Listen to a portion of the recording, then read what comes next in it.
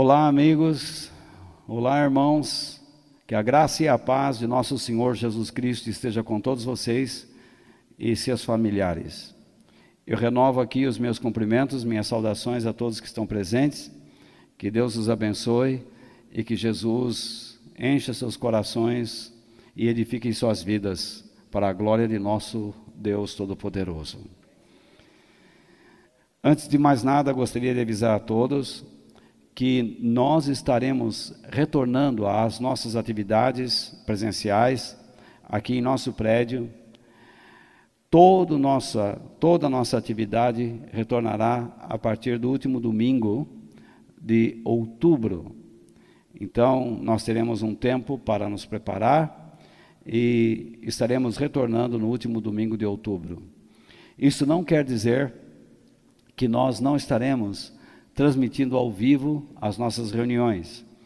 Por algum tempo, ou quem sabe, estaremos sempre transmitindo ao vivo, mas sempre enfatizando uma coisa: não existe igreja de YouTube, gente. Não existe igreja virtual. A palavra de Deus diz que a igreja tem que se reunir presencialmente. E não só se reunir, mas ela tem que praticar os princípios para os quais nós somos chamados por Jesus Cristo. Nós somos um povo militante considerados como embaixadores do reino de Deus neste mundo, para fazermos a vontade de Deus e expressarmos a glória do Senhor. É para isso que nós existimos, para expressarmos a grandeza de Deus. E nós não expressaremos a grandeza do Senhor ficando em casa. Enfim, que nós tenhamos coragem. E gostaria muito de dizer a vocês que algumas pessoas às vezes me criticam por eu estar dizendo que nós temos que ter coragem nesse tempo, porque pessoas sofreram, outras perderam suas vidas. Acredite, eu não quero minimizar nada. Eu não quero dizer a vocês que tudo que está acontecendo aí não é nada. O que eu digo a vocês é o seguinte: existe muita desinformação. E na Europa agora os números estão sendo descobertos, e por que não daqui a um tempo no Brasil? É interessante que, por exemplo, o H1N1 diminuiu, a dengue diminuiu, o sarampo diminuiu, o câncer diminuiu, só tem Covid. Então, alguma coisa está errada. Então, o meu questionamento é: a quem interessa esse aumento de números? Por outro lado, eu lamento muito as pessoas que sofreram com este vírus, porque ele é verdadeiro, ele está aí, ninguém está negando nada. Mas eu lamento as pessoas que sofreram, inclusive nós temos aqui presentes pessoas que sofreram a ação desse vírus, e sofreram muito.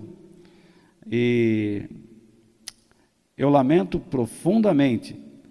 Porém, se nós pensarmos que devemos ficar fugindo o tempo todo de uma situação, o que nós faremos então? Vamos fugir das aflições todas, em todas as dimensões da vida? Então nós teremos que minimizar a dor dos que estão sofrendo agora no trabalho, que estão perdendo o emprego, porque ficaram em casa. Então, me desculpem, nós temos que enfrentar a realidade. A palavra de Deus diz que nós só vamos morrer no dia determinado por Deus. Eu creio dessa maneira.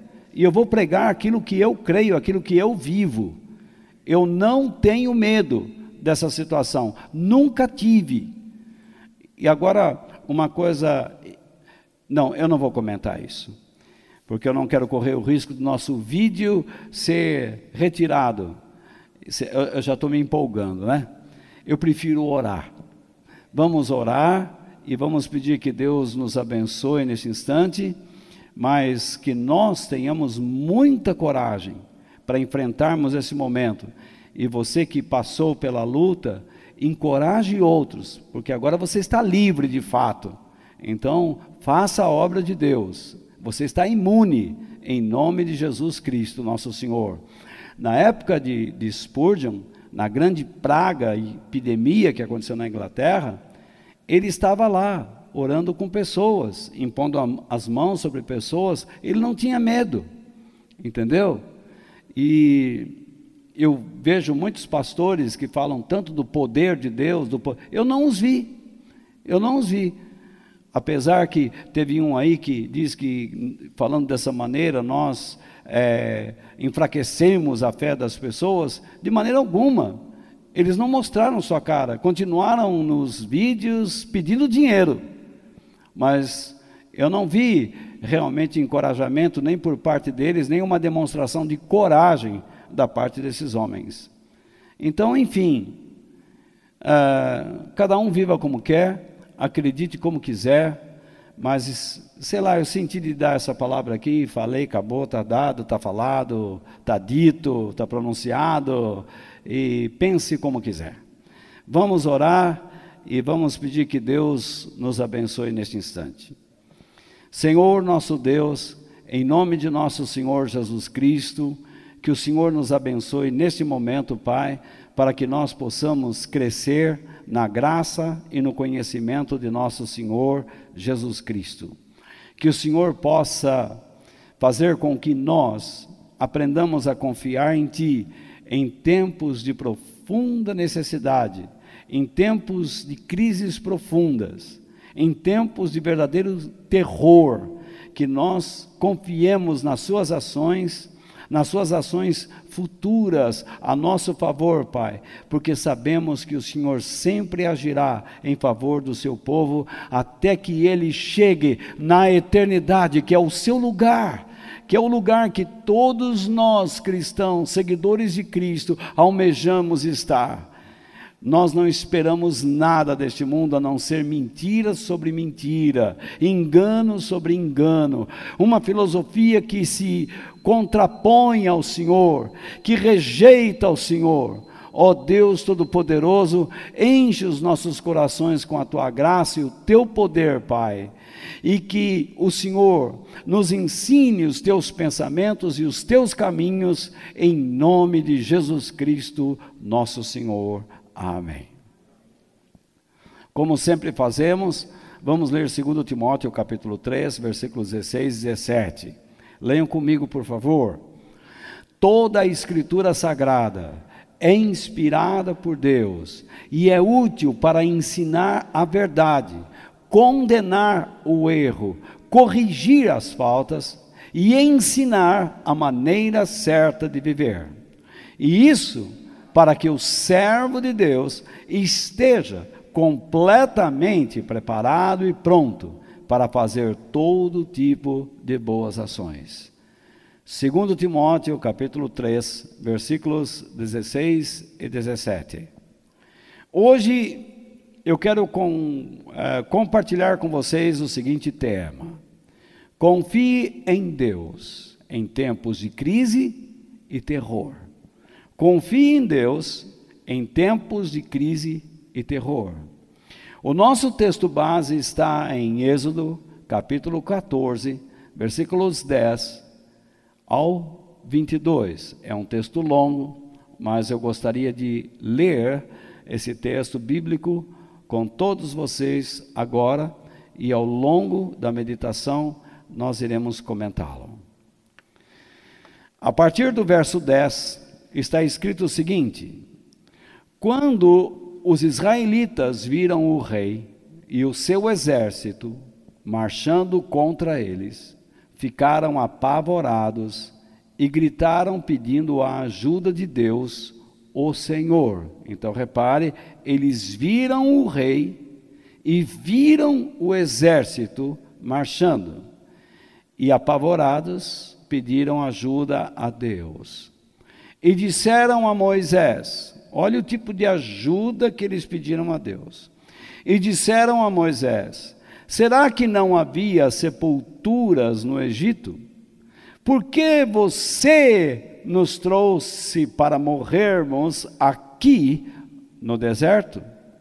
Veja só o que você fez nos tirando do Egito. O que foi que lhe dissemos no Egito?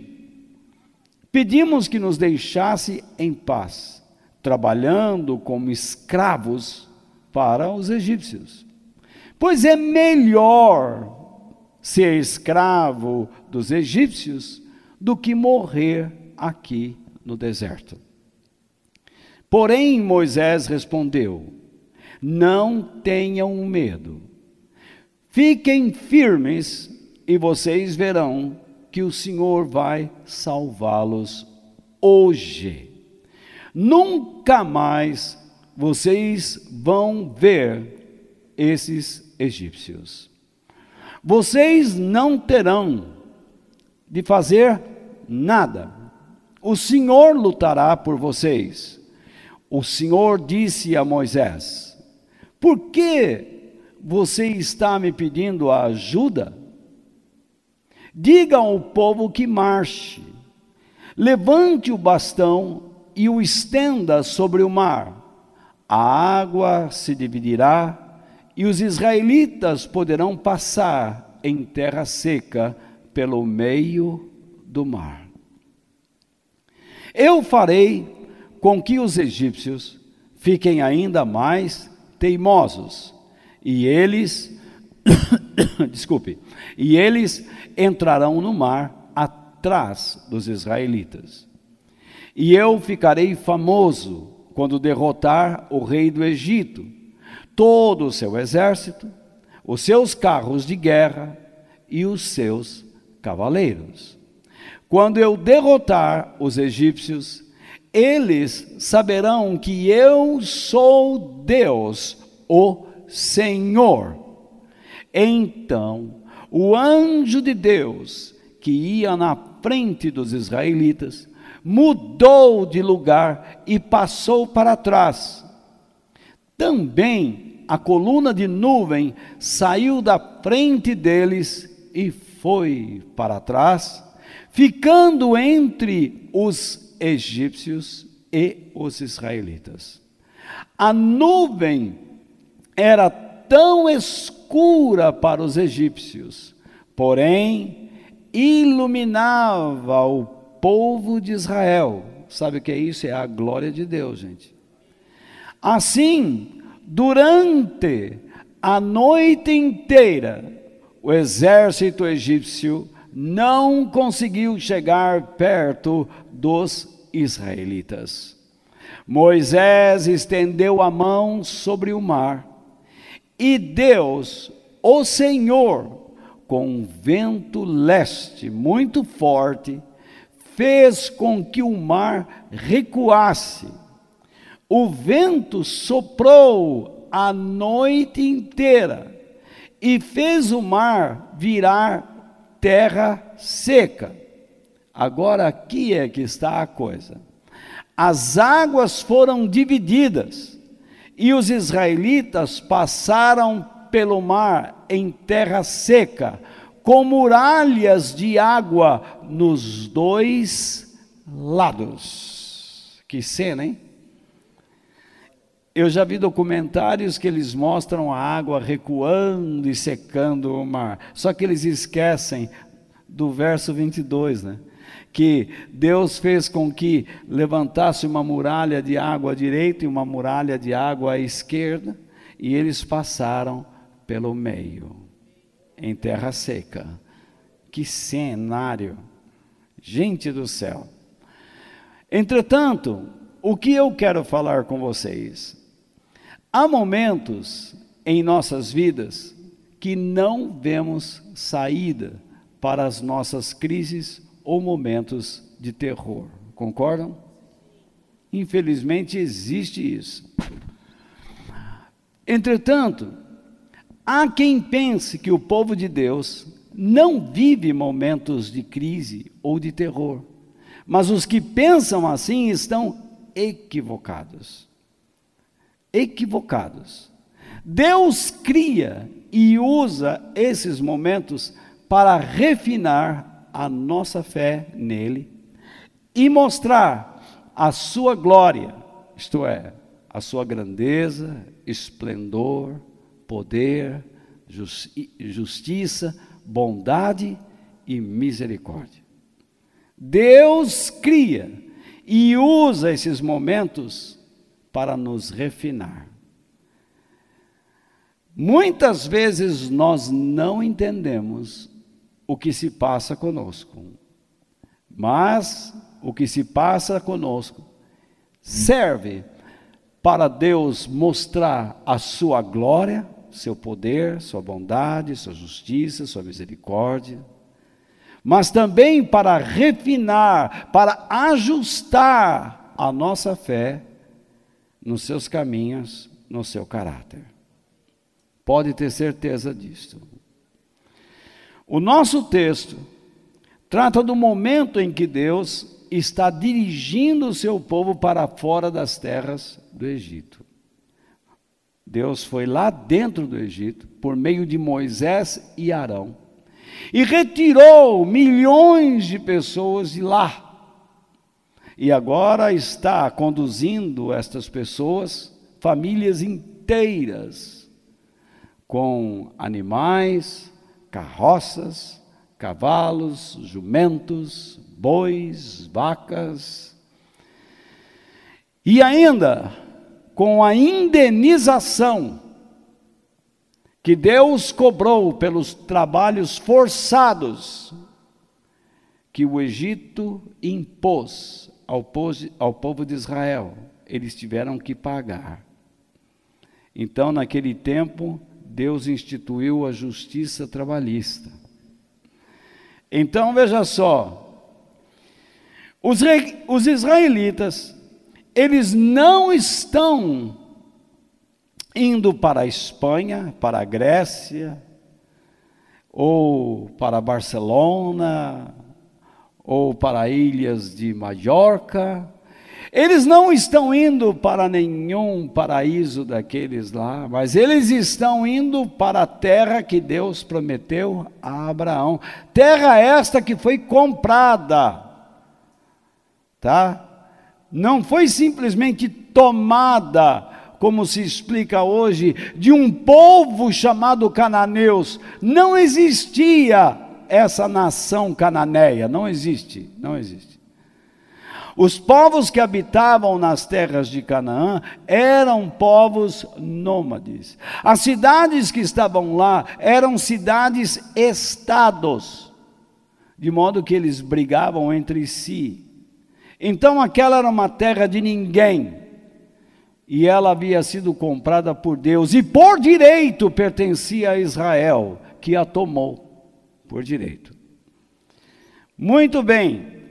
Eles estão indo na direção desta terra, divinamente orientados por Deus. Então significa que eles estão fazendo a vontade de Deus. Nós cristãos estamos indo na direção do céu e experimentamos a mão de Deus nessa direção. Mas por quê?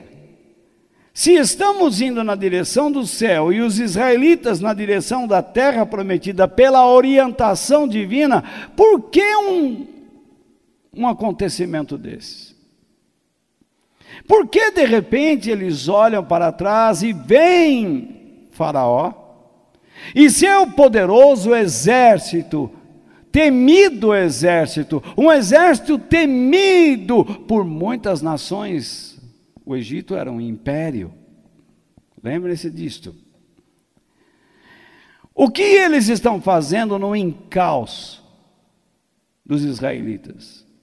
De repente deu um estalo na cabeça de Faraó e dos seus orientadores, de irem atrás dos israelitas para capturá-los e trazê-los de volta para o Egito, a fim de que continuassem o trabalho escravo, para que o país continuasse se enriquecendo.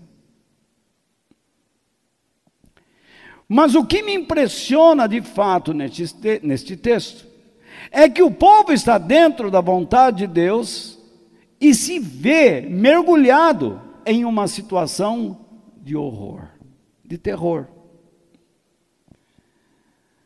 Como eles escapariam da fúria daquele exército? Fugir era impossível.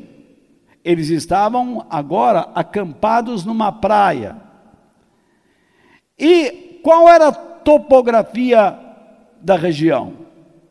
À frente estava o Mar Vermelho, pelo menos um braço do Mar Vermelho, que nós conhecemos como o Golfo de Acaba, que suas margens chegam ao sul de Israel, uma cidade chamada Elat, cidade muito bonita. Então, ali está a fronteira de Israel com o Egito, e eles tinham que atravessar aquele mar, mas era chamado de Mar Vermelho. Entrar em luta corporal com aquele exército poderoso de Faraó seria possível? Claro que não. Como um grupo de ex-escravos andando pelo deserto com vaca, com boi, com jumento, com burro, com galinha, com cachorro cheio de peste. Como esse povo pobre, que saiu de anos de trabalhos forçados, teria condições de reagir a um exército poderoso? Seria impossível. Sem armas. O povo de Israel não saiu de lá trazendo armas, mas o exército de Faraó tinha cavalos poderosos, preparados, treinados para guerrear, para pisotear adversários, para ir para cima, soldados profissionais treinados e bem armados. Faraó não veio para brincar, ele veio para matar e roubar e destruir aquelas pessoas. Ele não aceitou a humilhação das 10 pragas que passou. Ele não aceitou o desfile final daqueles ex-escravos nas suas ruas principais, saindo de sua cidade, com a indenização. Era demais. Como um povo desse ousa desafiar o império faraônico? Vamos acabar com eles e trazer de volta quem nós pudermos para serem escravos aqui. Como os israelitas iriam reagir a essa tamanha adversidade? Com a sua própria força, impossível. Talvez alguém sugerisse um acordo. Vamos fazer um acordo com o Faraó, vamos fazer um acordo com os capitães, com os generais do Faraó. Sabemos que muitos morrerão, porque eles estão enfesados. Mas pelo menos, muitas famílias sobreviverão e voltarão ao Egito como escravos, porque a nossa vida de escravo era melhor do que essa aqui. Aqui nem sepultura temos, vocês não leram no texto?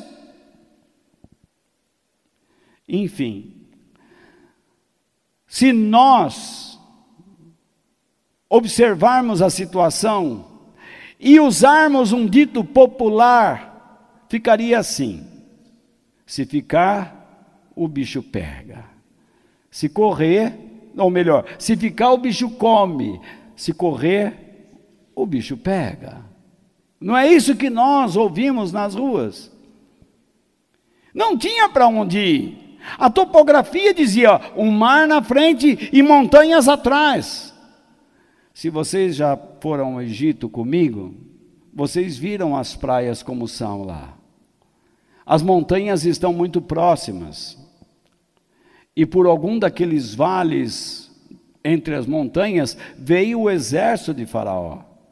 Porém, a glória de Deus saiu da frente do povo e se dirigiu para uma daquelas passagens onde estava o exército de Faraó, e ali Deus fechou literalmente a porteira. E é incrível que a glória do Senhor trouxe uma escuridão. Novamente Faraó e seu exército se viu dentro de uma escuridão densa. E enquanto isso, havia luz no acampamento do povo de Deus. Mas mesmo assim, o povo de Deus não entendeu a situação. Mas eu não canso de falar para vocês, mesmo estando na direção de Deus, nunca ou nem sempre, ou até na maioria das vezes, Deus não nos revelará o que está fazendo. Cabe a nós fazermos o que temos aprendido da Bíblia, mas Deus não diz o que faz.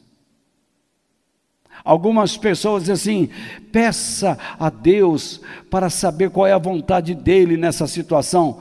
Não adianta você orar, ele não vai falar. Você só irá descobrir a vontade de Deus se você praticar o que você aprendeu da Bíblia. Porque você não vai entender a vontade de Deus logo de imediato.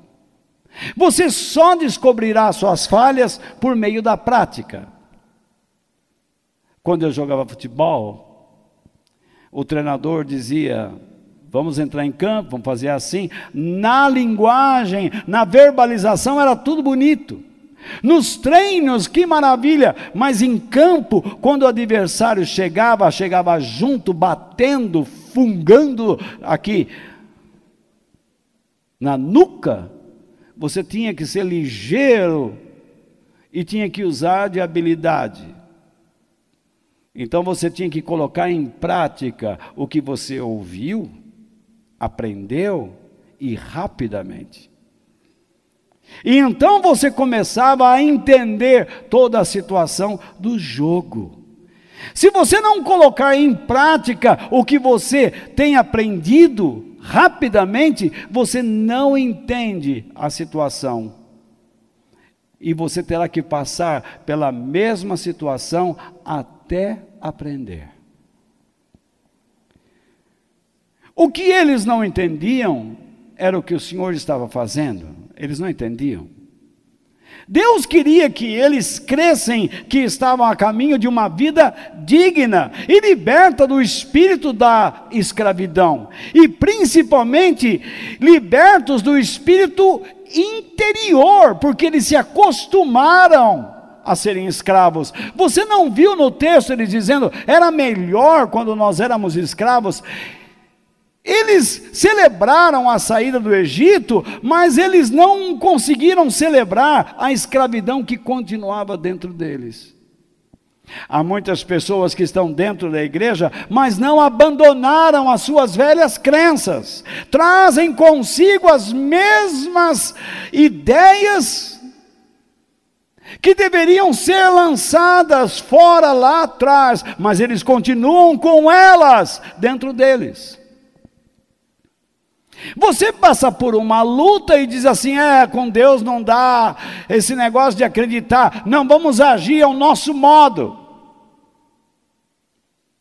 Eles não entendiam que Deus estava refinando a fé daquele povo, a fim de que ele aprendesse a confiar nele, o Senhor, e o obedecesse, independente da circunstância. Deus permite uma série de problemas e Ele cria dilemas em nossas mentes, para que nós aprendamos a confiar nele e o obedeçamos, independente da circunstância e independente do que nos aconteça. Eu tive câncer, retirei vários tumores do meu corpo, perdi um estômago. Então eu vou dizer, olha, não vou pregar sobre câncer, porque muitas pessoas morreram de câncer. O câncer não existe, o câncer existe, ele veio à minha vida. Eu sou um sobrevivente? Sou, e eu vou continuar pregando. Se você está canceroso, continue acreditando em Deus, porque você só vai morrer quando Deus quiser.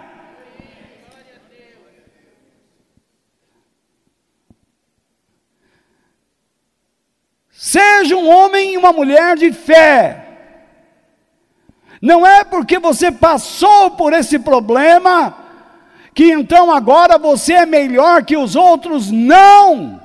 Existe uma glória na sua vida. Deus poupou sua vida. Deus salvou sua vida de alguma maneira, para que você continue expressando sua glória e o seu poder neste mundo. Deus é real.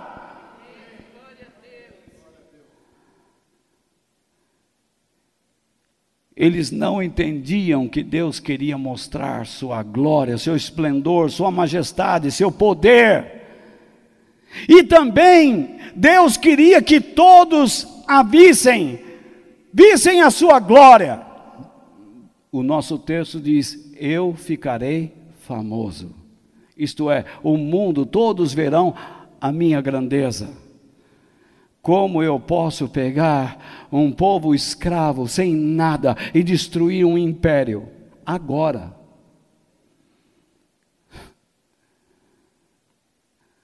Deus queria se tornar conhecido entre as nações. Mas que Deus orgulhoso, então ele usa um povo para ficar conhecido? Não.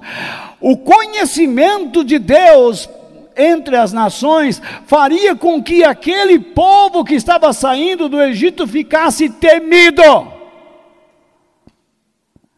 E você pode ler nas páginas da Bíblia que muitas pessoas diziam: este é o povo pelo qual o Deus de Israel fez grandes coisas. Não mexa com eles não, tome cuidado. Mexer com esse povo é andar sobre casca de ovos. Os cristãos precisam voltar a ter esse tipo de fé. Nós precisamos voltar a acreditar em Deus, num Deus assim, que mostra a sua glória. E ai daquele que mexe com a igreja. Ou você se esqueceu do que Deus disse a Abraão? Abraão, abençoarei os que te abençoarem, e amaldiçoarei, eu, Deus, amaldiçoarei os que te amaldiçoarem. Eu vou desgraçar a vida deles, é isso que ele está dizendo. Ah, mas Deus pode fazer isso? Se não pudesse, o texto não diria. Deus pode tudo, meu amigo. Você com as suas crenças pensa que um Deus é tão bonzinho, ele aceita tudo. Deus é um ser justo, nele não existe mudança, não existe variação, não existe sombra. Ele é o mesmo ontem, hoje e eternamente.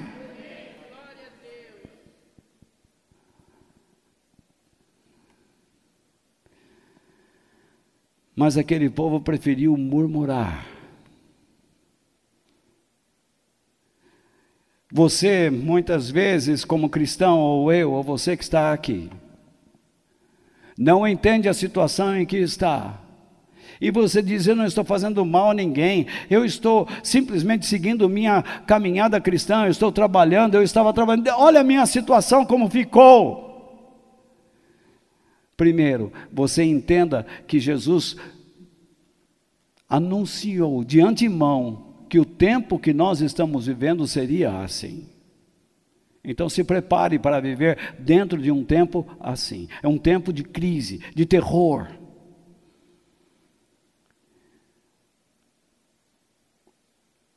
Jesus falou que seria um tempo de incredulidade e maldade. Se prepare para viver num tempo assim. As pessoas rejeitam a Deus. e não conhecem as consequências. E uma das consequências é a murmuração. Então, a primeira coisa que eu quero falar com vocês é isso: cuidado com o espírito da murmuração. Na carta aos Hebreus, o autor escreveu no capítulo 12, no verso 15, as seguintes palavras: tomem cuidado, isto é, vigiem com muito cuidado e preocupação, para que ninguém abandone a graça de Deus, isto é, caia em um estado de separação e afastamento dos recursos e bondade de Deus. Cuidado, para que ninguém se torne como uma planta amarga, isto é, que se transforme em uma raiz de amargura e tristeza amarga, que cresce, isto é, que se desenvolve e espalha, e prejudica, ou seja, que excita, que estimula, que incentiva muita gente com o seu veneno. Quando nós olhamos para este texto, a primeira expressão que eu grifei é: tomem cuidado. Está lá. Dê uma olhada no texto. Pode deixar o texto na tela. Ele diz: tomem cuidado, vigiem com muito cuidado e preocupação, para que ninguém, agora repare, eu grifei, para que ninguém abandone a graça de Deus, isto é, caia em um estado de separação e afastamento dos recursos e bondade de Deus. O texto diz: não se torne como uma planta amarga, isto é, não deixe brotar em sua mente uma raiz de amargura, não deixe brotar dentro de você uma tristeza amarga. Deus não condena a tristeza, Deus não proíbe a tristeza, Deus não enxota aquele que está triste, mas Ele diz: você não se submeterá a mim, você não conseguirá ouvir minha voz, se você for absorvido por uma tristeza amarga, pelo veneno. Porque quando esta raiz cresce, essa pessoa vai excitar, estimular, incentivar muita gente com o seu veneno. No nosso texto base, nós observamos dois tipos de atitudes. A primeira é dos israelitas que se afastaram da graça de Deus, da bondade divina, e por consequência, se tornaram o quê? Amargos. Murmuraram. E nós temos a atitude de Moisés, que por sua vez ficou firme na sua confiança em Deus. A murmuração é o resultado do afastamento da graça e da bondade divina. Esse afastamento faz brotar na mente humana uma profunda rejeição pelo trabalho de Deus. E a pessoa se torna inimiga dele rapidamente. Rapidamente. Além do mais, o murmurador nunca quer sofrer sozinho, porque ele precisa justificar alguma coisa. E então o que ele faz? Ele procura prejudicar outras pessoas com o seu veneno, a fim de que elas assumam em suas vidas a mesma atitude que ela tomou. Ela quer que outras pessoas se tornem amargas como ela, do mesmo modo que ela se tornou. Portanto, essa pessoa se torna um agente da incredulidade e da própria maldade, do mal como substantivo. Ela se torna uma influenciadora satânica, um instrumento demoníaco entre aqueles que estão sãos para que se tornem doentes. Percebe? A murmuração acontece quando você se afasta da graça de Deus. Então você muda o seu vocabulário. Você já não comunga mais com a palavra de Deus. Agora, o que ressalta é a sua indignação. Você tem que culpar alguém. Mas você não perdeu a crença em Deus. Você está afastado dele.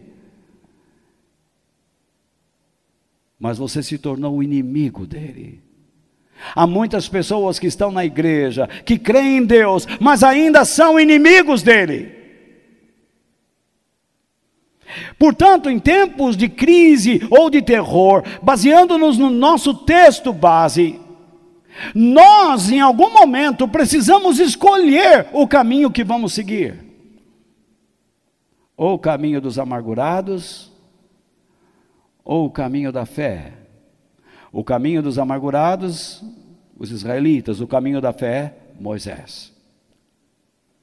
O caminho da fé compreende submissão à soberania divina, para que ele execute o seu trabalho. Portanto, rejeite o espírito da amargura.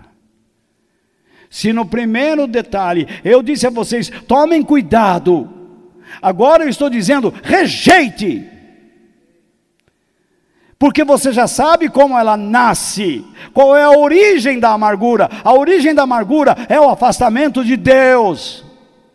Nós estamos caminhando para a eternidade e muitas pessoas dizem, eu entrei na igreja, eu comprei uma Bíblia, eu faço parte de um grupo de oração, por que isso está acontecendo comigo? Porque você é um filho de Deus, e porque Deus está refinando a sua fé, e porque Deus está trabalhando em você, Deus está refinando os seus valores.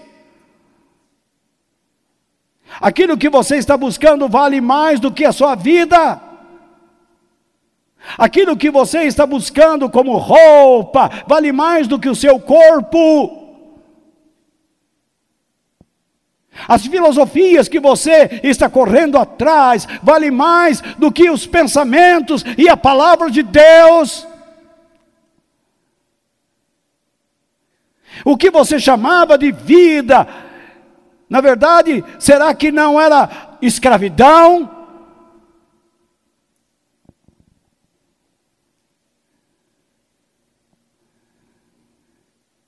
Rejeite o espírito da amargura. E então o nosso texto base diz, os versos 11 e 12 do capítulo 14. E disseram a Moisés, será que não havia sepulturas no Egito?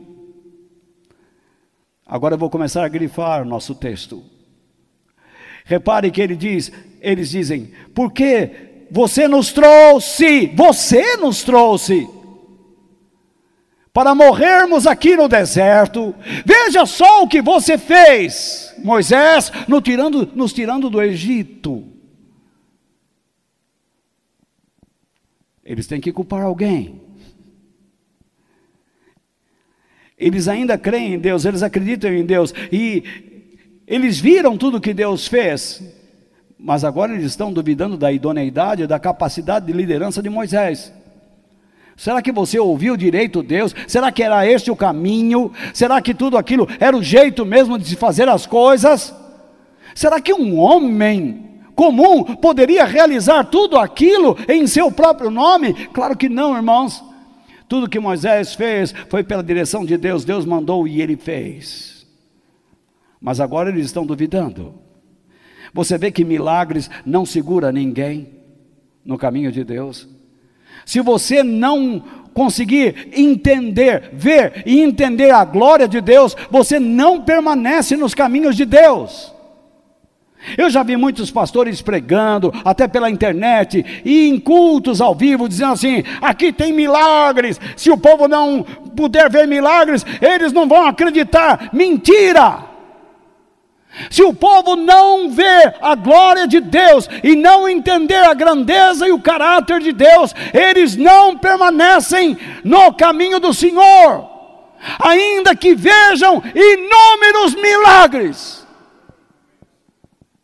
Se o coração não se converter, se você não se arrepender dos seus pecados, o Espírito Santo não consegue trabalhar no seu coração ou na sua mente.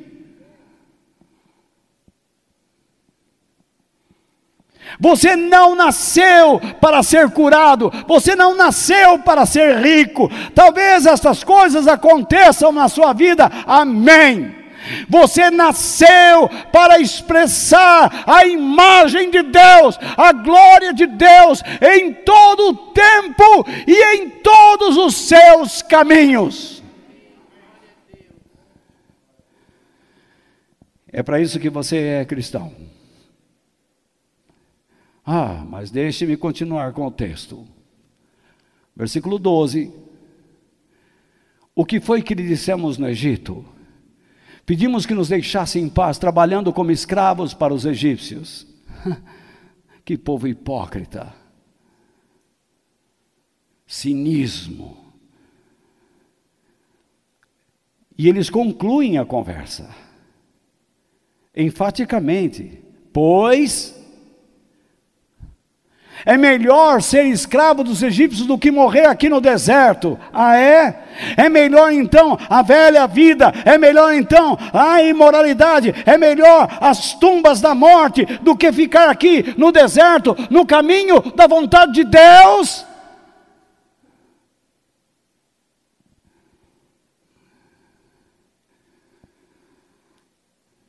É melhor a cervejada?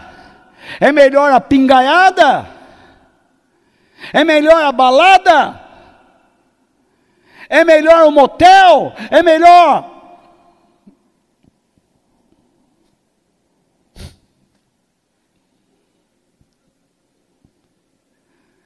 do que a vida dedicada a Deus e às vezes com dores,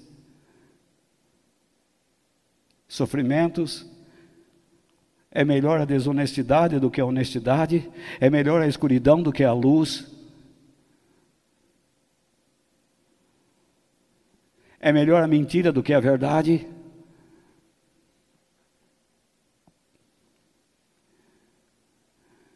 E então,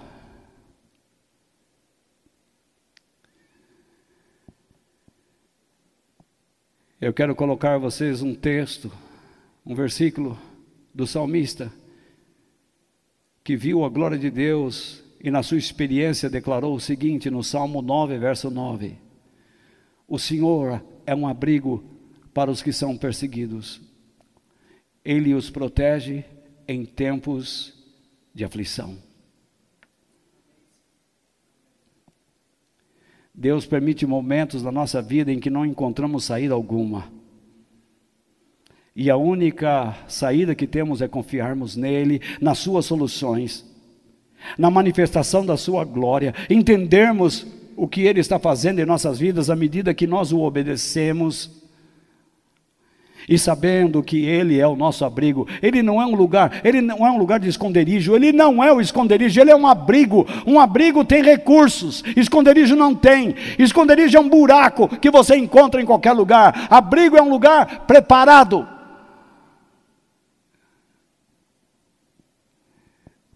Deus é o lugar preparado para quando somos perseguidos, e a nossa proteção em tempos de angústia.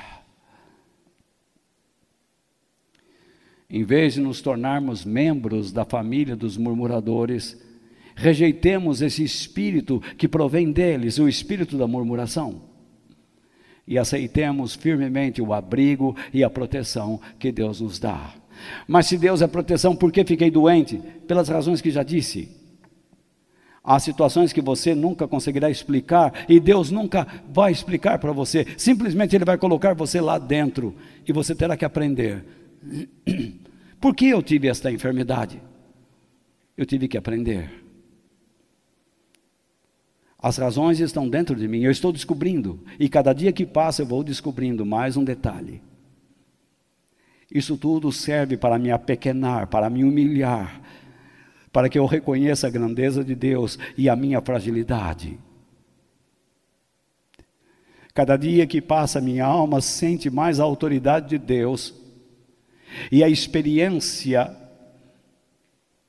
fortalece as minhas palavras. Em terceiro lugar, confio no poder e nas ações soberanas de Deus.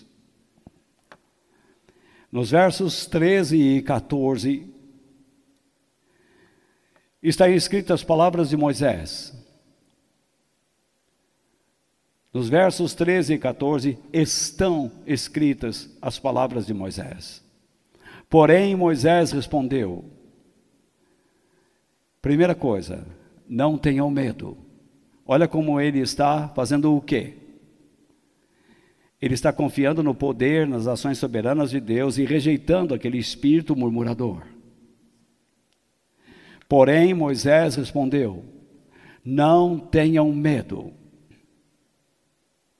Primeira coisa, não tenham medo. Mas como não ter medo? Olha a situação que nós estamos. Nós vimos o faraó, eu também vi. Nós vimos o seu exército, eu também vi. Nossa frente está o mar, eu estou vendo. Olha as montanhas, não dá para subir as montanhas com carroça, com boi, com vaca, com mulher, com criança. Realmente não dá. Não tem saída, Moisés. Olha o que você fez. Eu fiz o que Deus mandou. Não tenham medo.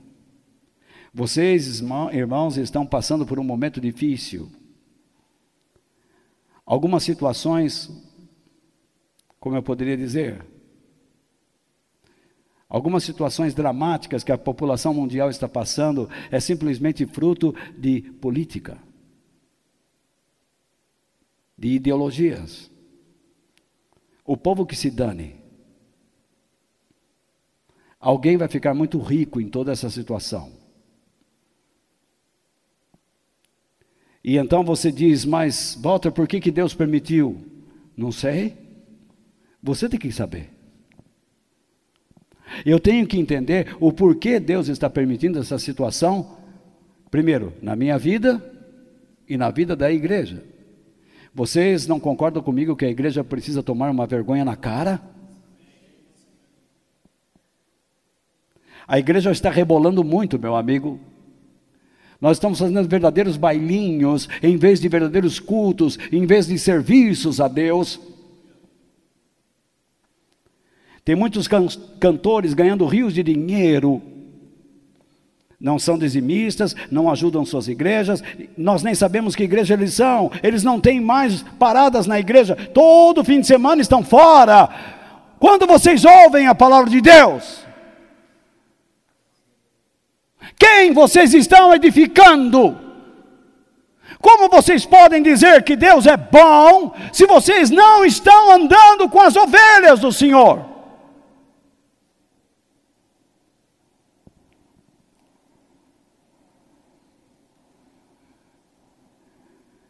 A igreja precisa voltar para os caminhos de Deus, porque Jesus está ficando lá de fora, e no livro do Apocalipse está escrito que Ele bate.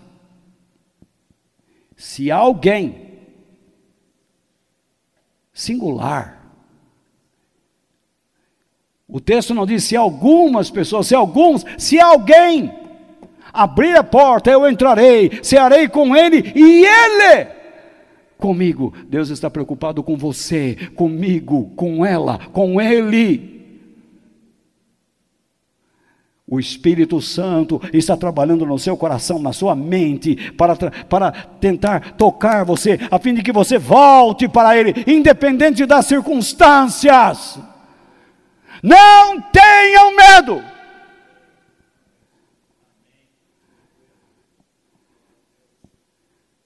Nós vamos ver muitas coisas, nós vamos ver situações terríveis. Pais contra filhos, filhos contra pais, maridos contra mulheres, mulheres contra maridos, nações contra nações. Já estamos começando a sentir o gosto disso, o cheiro disto. Não tenham medo, já está escrito na palavra do Senhor, e Jesus é conosco. Este mundo verá a glória dele.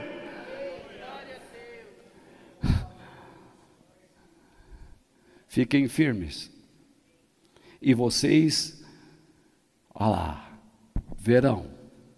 O que vocês viram? Faraó. O que vocês viram? O exército. O que vocês viram? Os cavalos. Vocês viram a glória de Deus? Eles não estavam nem aí quando aquela nuvem passou para trás. Continuaram reclamando. Gente, imagine se fôssemos nós, reclamaríamos do mesmo modo.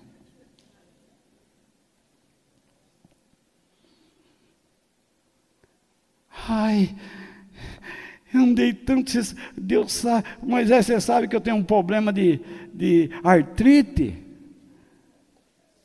eu estou capengando nesse deserto, e agora a situação, saí de lá, pelo menos tinha minha cadeirinha, agora aqui nem cadeirinha eu tenho, vou morrer com artrite, nervo ciático, ai, tem esporão, mas aí, ó.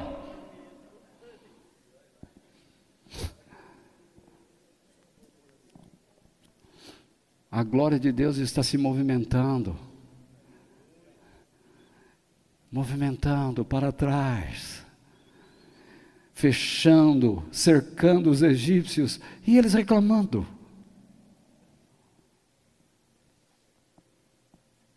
Mas eu preciso ler e terminar, né? Tem algumas pessoas que quando vão abrir lá no YouTube, quantas horas? 1h10. Não é muito, é muito, é muito. Não é para você, isso aqui eu estou pregando para a minha igreja. E vocês verão que o Senhor vai salvá-los hoje. Nunca mais vocês vão ver esses egípcios. Nunca mais. E se cumpriu isso. Vocês não terão de fazer nada. O Senhor lutará por vocês. Agora olhe para mim. Não use esse texto para afirmar a falsa ideia de que Deus sempre lutará para você e você deve ficar de braços cruzados. Eu estou cansado de ver crente, pegando a Bíblia e citando promessas e mais promessas. As promessas são específicas, as promessas terrenas são específicas para momentos específicos. Elas aconteceram em momentos específicos e indicam que Deus pode fazer aquilo. E se Deus pode fazer aquilo, Ele pode fazer de novo. E se Ele não quiser, Ele não fará, Ele fará outra coisa. Agora, quando as promessas são para a eternidade, essas daí vão acontecer sempre. Não tomem esse texto como uma promessa diária. Eu não tenho que lutar, Deus vai lutar por mim. Aí você toma uma rasteira e cai. Na Bíblia nós encontramos textos em que Deus disse o contrário: vão à luta. E tem até mais. Na luta, filhos de Deus perderam a vida. O que você me explica? Ah, então não pode mais ter guerra. Você não sabe o que é a guerra. Minha irmã, você perdeu seu filho na luta contra os filisteus. Ele foi um guerreiro do Senhor. Ele teve coragem. Por causa dele nós estamos aqui vivos. Eu louvo a Deus pelo teu filho, apesar da sua dor. Não tenha medo. Fique firme. o Senhor nos salvou. Nós pensamos errado. Nós pensamos como aqueles povos que querem que o governo faça tudo por eles. E eles dão todo o poder ao governo. Daqui a pouco, eles estão mais miseráveis do que antes. Porque quando o governo experimenta o sabor da facilidade financeira, ele dá uma merreca para esse povo e fica com tudo. Abre o teu olho nas próximas eleições. Entretanto, quando nós estamos para batalhar, onde está a primeira batalha? Dentro de nós. A primeira luta acontece contra o nosso ego. É a luta da palavra de Deus contra o que pensamos, contra o que sentimos. E se você não vencer essa batalha, você não vai vencer Satanás, demônios, o mundo e nem os seus influenciadores. Eu estou cansado com esses cursos de batalha espiritual. Amarra o demônio do meio-dia, o demônio das 9. Você não consegue nem amarrar você mesmo, que é o próprio demônio. Quanta bobagem. Quanta falsificação.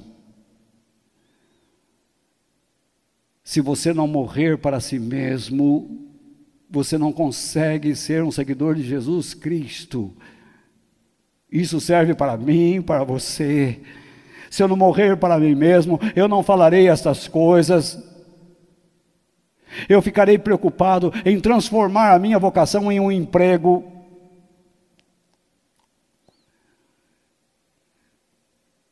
Eu luto a minha vida inteira para falar a verdade, para não enganar as pessoas no que a Bíblia diz. Eu não quero que vocês me aceitem como um amiguinho caro. Eu quero que vocês me vejam como um homem de Deus, que defende a Bíblia, que defende o nome de Deus, que quer honrar o nome de Deus, apesar das minhas falhas. Eu sou tão humano quanto vocês, tão frágil quanto vocês, mas eu tenho algo dentro de mim que é verdadeiro e eu não posso negar.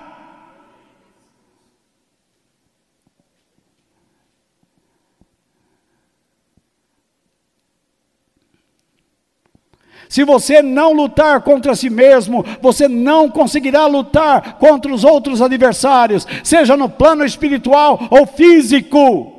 Porque a nossa luta não é com armas humanas ou deste mundo, a nossa luta é pela prática e a verbalização da palavra de Deus, que temos guardada dentro de nós, em nossas mentes ou poeticamente em nossos corações. Se você não sabe explicar a sua fé, você já perdeu a batalha. Se você reagir mal a um inimigo, você já perdeu a batalha. Se você cair na tentação de murmurar, você já perdeu a luta, porque você não lutou contra si mesmo. Você pode não ser igual ao outro, mas pode ser igual a ele dentro de si, no seu orgulho.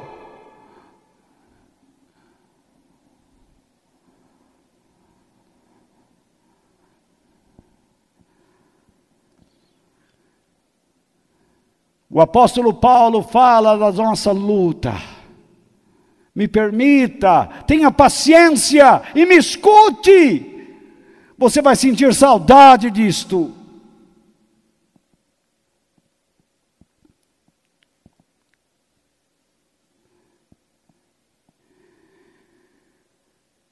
Em último lugar, posicione-se corretamente diante de Deus e o obedeça.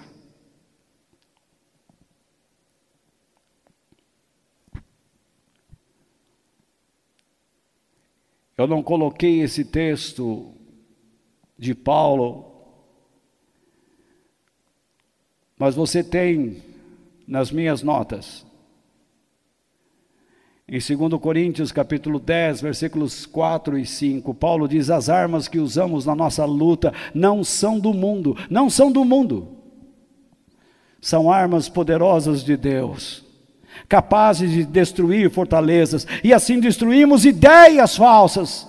A nossa luta é contra ideias, pensamentos, tanto os que estão dentro de nós, como aqueles que estão fora de nós. E também contra todo o orgulho humano. O orgulho e as ideias querem impedir que as pessoas enxerguem a glória de Deus. Mas quando nós damos explicações, elas passam a ver. Quando elas olham para nós e veem que tudo que passamos não impediu a nossa fé de continuar viva, elas veem que alguma coisa estranha está acontecendo, e nós sabemos qual é a resposta: Jesus.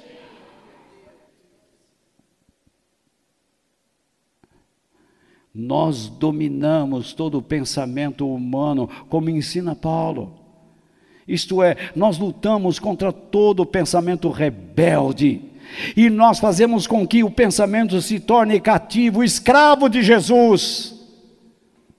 Nós não queremos mais a escravidão mundana, nós queremos a escravidão santa de Deus. Nós a escolhemos por amor.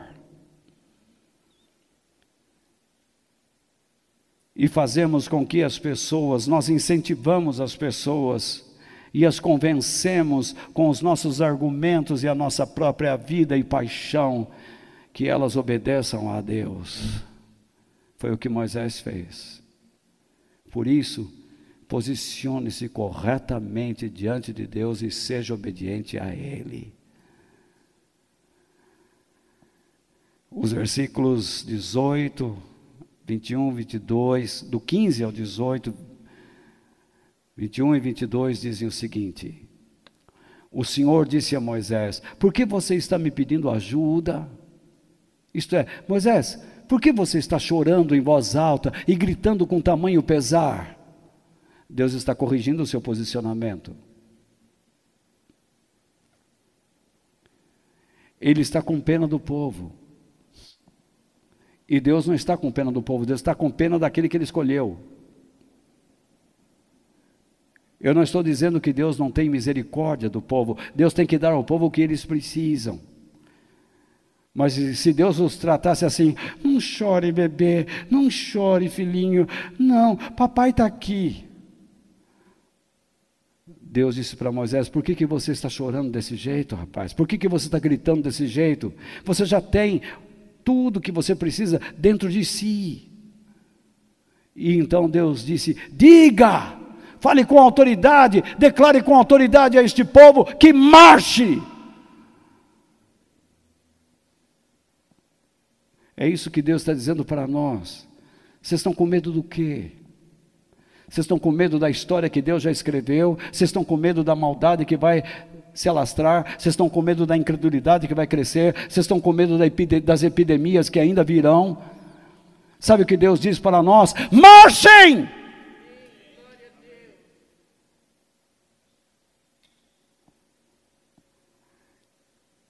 Vocês vão me condenar, vocês vão me criticar de novo.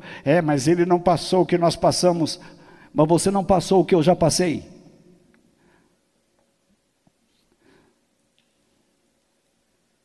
Todos nós sofremos alguma coisa, todos nós passamos perigos de morte, passamos perigos de vida, críticas.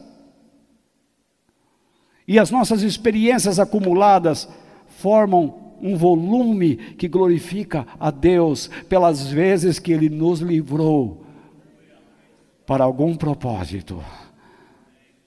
Marche. Levante o bastão, Moisés, isto é, o instrumento do pastor de ovelhas. Este povo está dizendo, você não sabe nada, você nos trouxe aqui. Eu escolhi você como pastor dessas pessoas. Levante o bastão, Moisés. Faça o povo ver o teu bastão. Eles viram o faraó, eles viram o exército, eles viram o cavalo. Agora, faça com que eles vejam o bastão. Você é o pastor. E o estenda sobre o mar. A água se dividirá e os israelitas poderão passar em terra seca pelo meio do mar. Eu farei com que os egípcios fiquem ainda mais teimosos, e eles entrarão no mar atrás dos israelitas, e eu ficarei famoso, isto é, todos verão a minha glória. Eu serei glorificado quando derrotar o rei do Egito, todo o seu exército, os seus carros de guerra e os seus cavaleiros. Quando eu derrotar os egípcios, eles saberão que eu sou Deus, o Senhor. Aleluia! Eu sou Deus, o Senhor.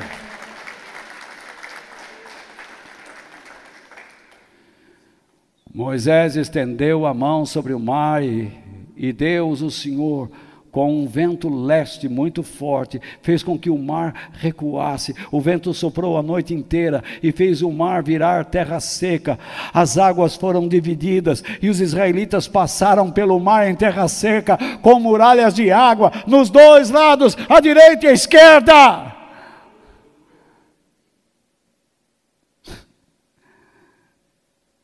Deus corrige a postura íntima de Moisés e lhe dá uma ordem: seja obediente à minha palavra, que já está dentro de você. Meu irmão, saiba que os milagres do Senhor acontecem quando nós somos obedientes a Ele. Os que temem e respeitam a Deus são submissos, obedientes, e eles avançam nas crises. Sabe, a minha esperança é que eu, juntamente com todos vocês, coloquemos a nossa fé na soberania divina. Que a nossa fé possa abrir um caminho para a coragem e a confiança, tanto nos propósitos de Deus, como nas suas futuras ações a nosso favor, a fim de que nas crises avancemos. Que nós, neste momento, não fiquemos inertes, abatidos e prostrados, nos sentindo como vítimas de um vírus, de governos,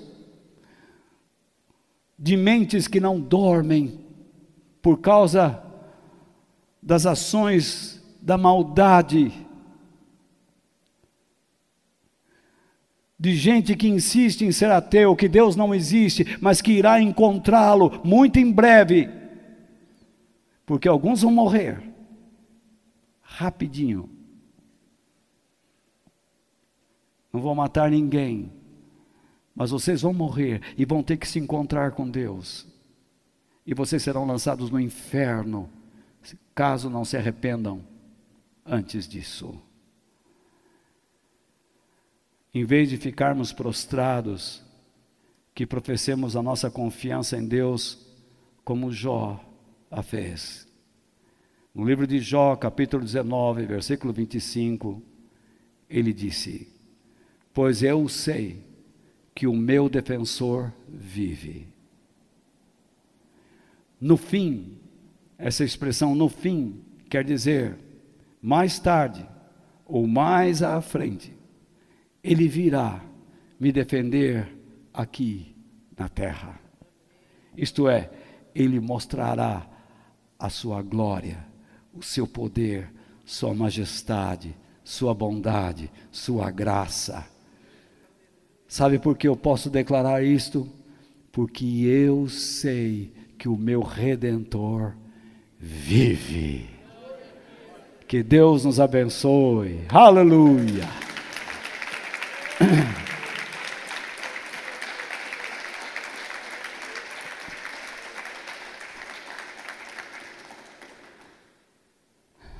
Senhor nosso Deus, muito obrigado, Pai, por este momento, pela oportunidade que o Senhor nos dá de podermos estar junto a Ti e experimentar o Teu Espírito e a Tua verdade em nossos corações. Senhor, abençoe aqueles que vieram aqui e aqueles que estão assistindo neste instante este vídeo, que o Senhor possa visitar suas famílias, curar suas enfermidades, em nome de Jesus Cristo, serem fortalecidos na alma, com o desejo de viver uma vida abundante com o Senhor. Pai Todo-Poderoso, abençoe cada um de nós, em nome de Jesus, amém. Eu desejo a todos vocês presentes uma ótima semana, e eu espero que tenha valido a pena terem estado aqui. E a vocês que me assistem, tenham uma ótima semana, que vocês sejam abençoados por Deus, e se possível, voltem ao vídeo, escutem alguns trechos, marque o tempo, vá até lá naquele ponto que você precisa ouvir, escute, guarde, ore a Deus, peça a Deus que faça uma obra no seu coração. Que Deus abençoe a todos, em nome do Pai, do Filho e do Espírito Santo. Amém. Fiquem com Deus.